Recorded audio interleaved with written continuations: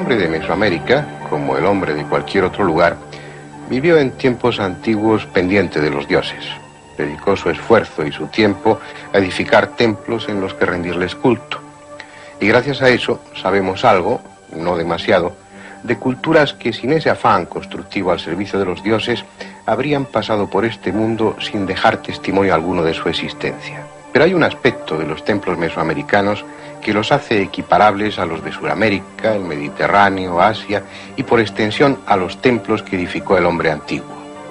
Su piramidalidad, una coincidencia de criterios constructivos entre la mayoría de las culturas antiguas que aún no ha sido aclarada. ¿Por qué los mayas, los aztecas, los mochicas, los incas, los egipcios y tantos otros pueblos del pasado eligieron la forma piramidal? Lisas o escalonadas, rematadas por un templo o con el santuario en el interior, las pirámides son los templos sagrados que más abundan en el mundo antiguo. En México las hubo a centenares, desde Teotihuacán e incluso antes hasta las que edificaron los mexicas. Vamos a hablar de algunas de esas pirámides. Y lo haremos en primer lugar de una pirámide que no es tal, aunque todos la llaman la pirámide de Cuicuilco. En realidad es un gran cono truncado distribuido en terrazas. Un enorme túmulo levantado en la región central de México hace 2500 años, tal vez más. Primitivo y distante, el cerro artificial nos une, a pesar de su vejez, con aquella gente de la que apenas sabemos.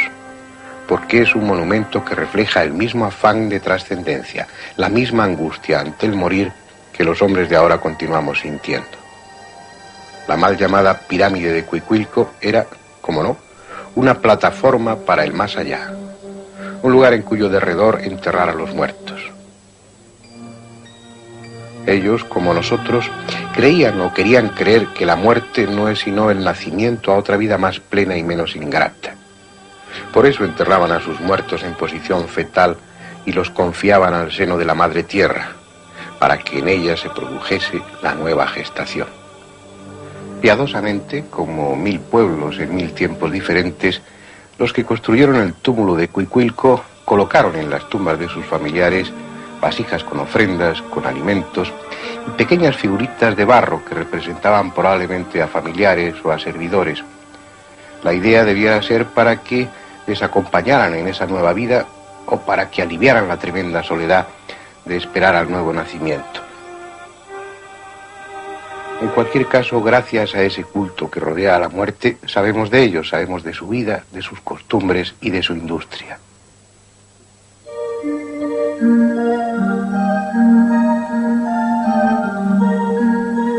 Junto a sus puntas de flecha de obsidiana o de piedra, junto a los sellos cilíndricos de barro con que marcaban sus pertenencias, las excavaciones han recuperado otros materiales más entrañables. Una artesanía singular, de aparente ingenuidad, pero que al tiempo es un retrato fiel y desconcertante de esa época y ese lugar tan alejado en el tiempo. No son dioses o demonios, son ellos mismos, los que habitaron el Valle de México en la misma época en la que en otro viejo continente se fundaba Roma. Ahí están sus mujeres vestidas con airosas faldas, o esos personajes arrancados de lo cotidiano, como las descoloridas fotografías de un álbum familiar, con sus elaborados peinados, sus tocados de turbante, sus pendientes, sus collares, personajes que a veces resultan insólitos, con un velo que le cubre boca y nariz, como si de un árabe se tratara, y cuya cabeza se adorna con un sombrero de aire asiático.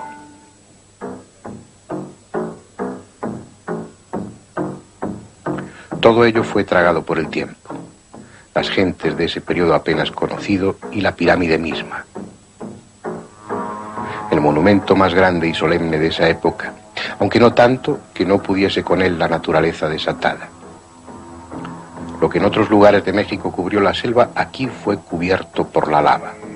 Hace un tiempo aún no determinado, el Xitle, un pequeño volcán del sistema de Ajusco, entró en erupción y el vómito incandescente de la tierra se desparramó, cubriéndolo todo con un manto de lava que en Cuicuilco llegó a alcanzar los 8 metros de espesor.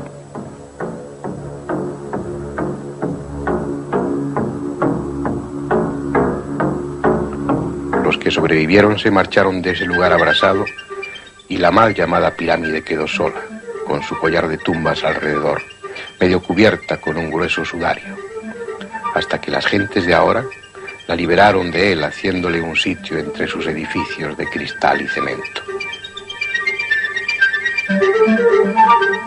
En muchos sentidos, el túmulo de Cuicuilco resulta lógico. Al fin y al cabo es una imitación de lo que la naturaleza hace. Esos cerros cónicos han estado presentes también en el mundo antiguo. En muchos pueblos, cuando llegaba el momento, se acumulaban toneladas de tierra en un lugar que había elegido el sacerdote y se levantaba ese cerro artificial, ya fuera para utilizarlo como túmulo funerario o simplemente como un recinto sagrado que sobresalía por el resto del paisaje. Lo lógico habría sido conservar esa forma cónica. Sin embargo, en México, como en tantos otros lugares, en un momento determinado y sin que sepamos por qué, se abandonó esa forma y se pasó a la forma piramidal con una base rectangular o cuadrada. Sin contacto con otros continentes, aislados y ajenos, según los arqueólogos, a cualquier influencia, los antiguos habitantes de Mesoamérica descubrieron las pirámides y con ellas llenaron sus valles o sus selvas.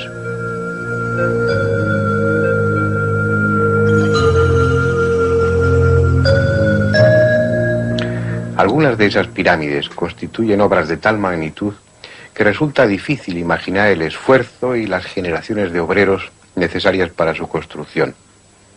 Y por conocer una de ellas, la más grande de México y de toda América, fuimos a una ciudad edificada sobre un sueño. Al menos eso dicen que fue lo que motivó la fundación de Puebla. Sucedió una noche, la víspera de la festividad del Arcángel Miguel, allá en el siglo XVI. Dormido en su cama, el obispo don Julián Garcés tuvo inquietos sueños. En ellos vio un hermoso y dilatado campo, atravesado por un río de aguas transparentes y cercado por otros dos ríos que dejaban entre ellos un extenso lugar alfombrado de hierbas y flores. Por si había alguna duda de qué será el lugar que andaba buscando el obispo, en el sueño aparecieron varios ángeles que con cordones plateados delineaban una ciudad. Ya despierto, mandó llamar a varios franciscanos y con ellos y otros hombres de la zona se fue a buscar el lugar soñado. Y lo encontró. Allí fundó la noble y leal ciudad de Los Ángeles, que con el tiempo vendría a llamarse Puebla. Desde ese día, el 16 de abril de 1531, la población no dejó de crecer y hermosearse hasta convertirse en una de las más bellas ciudades de México. Pero no fue en realidad un descubrimiento del obispo. Desde 600 años antes de Cristo ya venía estando ocupada. Al principio por labradores sin gran arte ni oficio. Más tarde fue creciendo bajo la influencia de otras culturas como la de Teotihuacán. Los adoratorios fueron multiplicándose hasta que la ciudad se convirtió en una ciudad santuario en la que todos los pueblos han ido dejando una aportación de su estilo, desde los olmecas hasta los mexicas.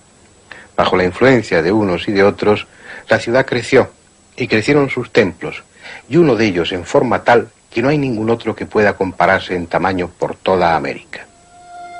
A falta de otro nombre, se la conoce como la pirámide de Cholula, un monte artificial cubierto de vegetación al que pocos de los que lo vieran por primera vez atribuirían un origen distinto al natural, sobre todo por la presencia de una iglesia en su cumbre, pero no es monte, sino pirámide levantada por el hombre, la más grande pirámide de América.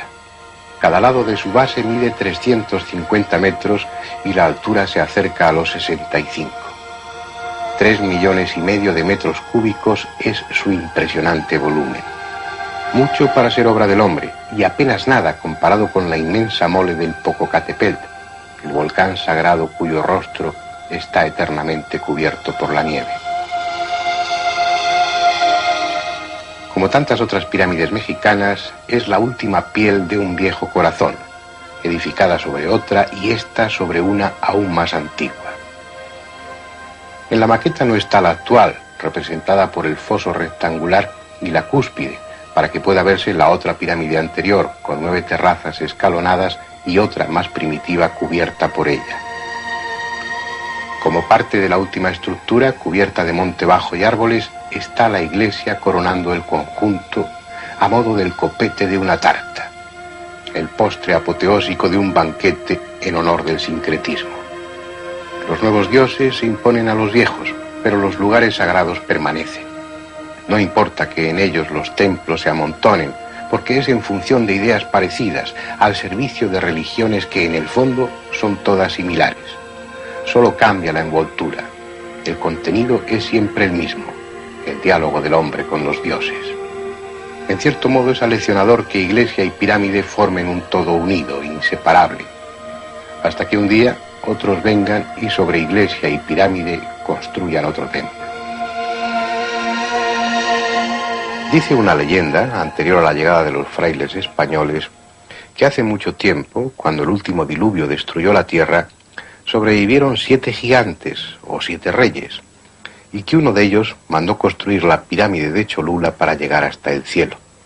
Enojados los dioses, la destruyeron por el fuego y confundieron la lengua de sus constructores para que así no pudieran volver a intentarlo. Y es casualidad extraordinaria, si es que hay algo de casual en las leyendas, que se trate de una historia similar a la que otro pueblo inventó para justificar la existencia de una pirámide igualmente colosal a la que llamaron Torre de Babel. Al contemplarla así, cubriéndose de sombras, uno piensa que, como las de Egipto, la pirámide de Cholula tiene respuesta a preguntas que el hombre aún no se formula. Que ella sabe, entre otras cosas, con qué ladrillos se construyeron esas leyendas que hablan de lo mismo en diferente lugar y en distinto tiempo.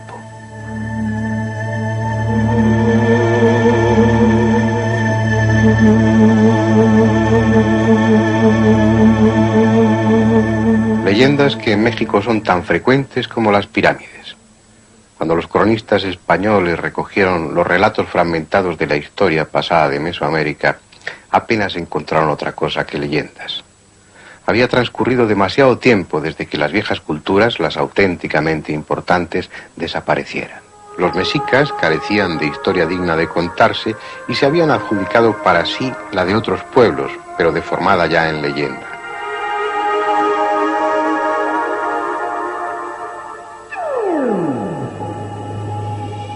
Teotihuacán llevaba 7 siglos abandonada y de ella solo leyendas se contaban.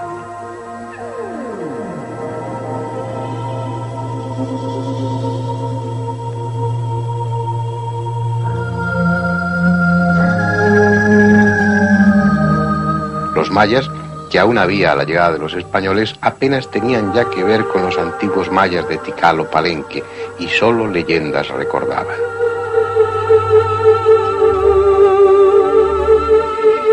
Había libros, había códices, pero la estulticia de los frailes acabó con casi todos ellos. Por eso la historia de Mesoamérica es más que historia-leyenda, tanto en lo que se refiere a los acontecimientos como a las ruinas de sus edificios, en especial de las pirámides.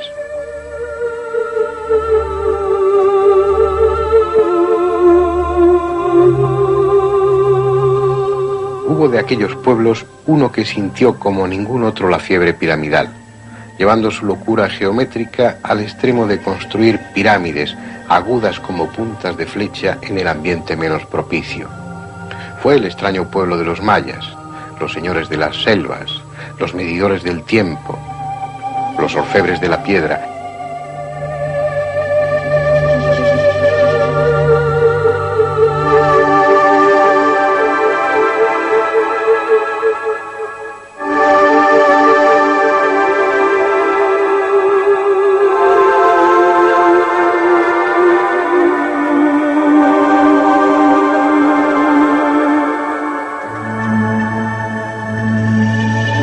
Ellos fueron los que hicieron las pirámides escalonadas de Palenque para que en una de ellas durmiera Pacal, el pretendido astronauta, un sueño eterno, un inacabable viaje a esas estrellas que los mayas también conocieron. Después, esos constructores de pirámides dejaron sus ciudades del sur al abrazo de la selva y se fueron a otras tierras, dejando por el camino parte de su historia, pero no de sus conocimientos.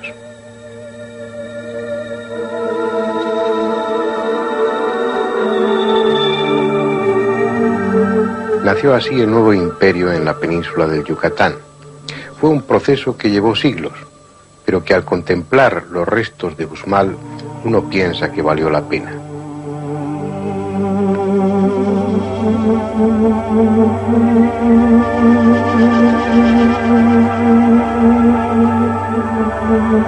En las nuevas tierras surgieron muchos asentamientos mayas. Uxmal era uno de ellos, solo que sus gobernantes resultaron mejores administradores y aprovecharon con mayor habilidad los recursos de la tierra, imponiéndose sobre las demás ciudades hasta constituirse en un centro-estado que gobernó toda la región.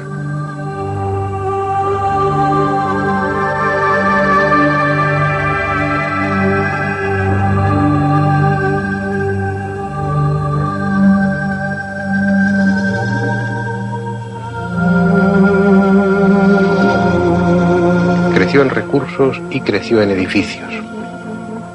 La no olvidada técnica de arquitectos y canteros encontró medios para manifestarse y siglo a siglo se fue construyendo la más hermosa ciudad del Yucatán, la de los frisos más ornamentales, la de los edificios más solemnes.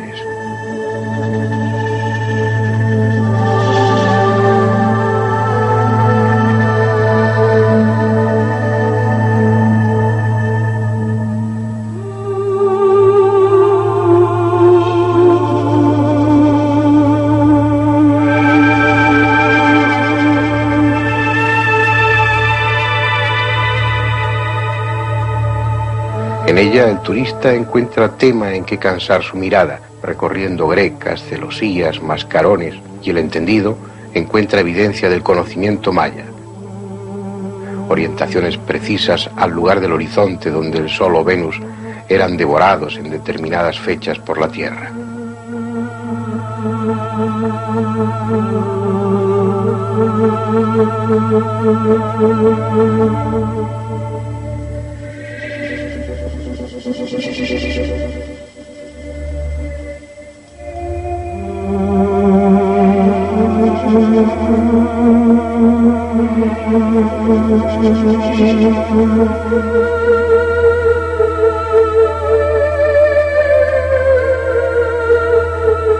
Pero también hay leyendas y una pirámide en la que convergen todas ellas. Es la casa del mago, a la que también llaman la pirámide del adivino. Cuentan que un enano, más travieso que malintencionado, se encontró un día dos instrumentos musicales, un tuncul, que es similar al tambor, y un sot, que es como los mayas llamaban a las sonajas. El enano los hizo sonar, y al oír su sonido, el rey de Uxmal palideció. Según la leyenda, aquel que hiciera sonar esos dos instrumentos terminaría por convertirse en rey de la ciudad. Cuando supo que se trataba de un enano, le desafió a un duelo singular. Debían romperse cocoyales, que son frutos de cáscara muy dura, sobre la cabeza hasta que uno de ambos quedara muerto. El enano, aleccionado por su abuela, se construyó un casco de piedra que disimuló con cabello, y de esa manera fue quien sobrevivió a la prueba. Así pues, se convirtió en rey de la ciudad, y fue quien mandó construir esa pirámide para utilizarla como vivienda. Yo no sé si tan absurda historia está fundamentada en un hecho real, pero al menos es la que figura en las guías de turistas.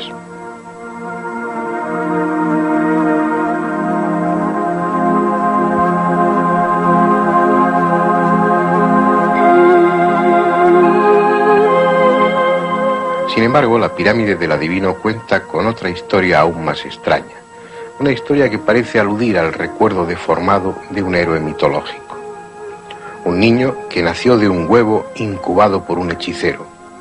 En un solo año, aquel niño de origen celeste se convirtió en hombre adulto y derrotó al gobernante de Uxmal, ocupando su puesto.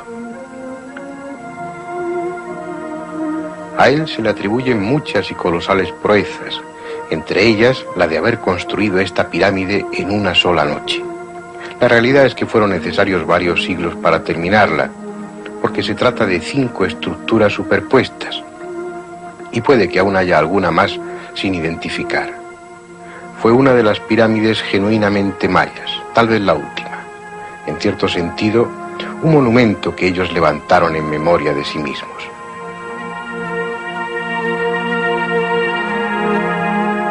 Pero no fue la última pirámide mexicana. Después hubo otras muchas. En cada una de ellas se encierra una leyenda y en todas late el mismo misterio, el de su forma, mantenida allí y en otros pueblos durante milenios por alguna razón poderosa que los hombres de hoy desconocemos.